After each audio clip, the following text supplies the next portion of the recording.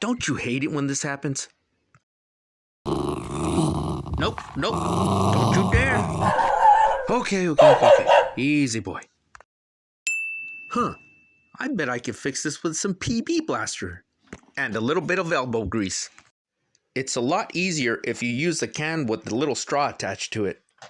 Get your key ready. You're going to use it to just pierce the gate of the keyhole. That way the PB blaster goes straight into the key chamber. Go ahead and spray a generous amount. Insert your key and wiggle it around several times. This will help break up the dirt and grime that's in your key cylinder. Now let's give it a try. Well, there you go. Let's just give this a little clean and we're done. Drop a comment below, smash the like button, and subscribe. There's more on the way.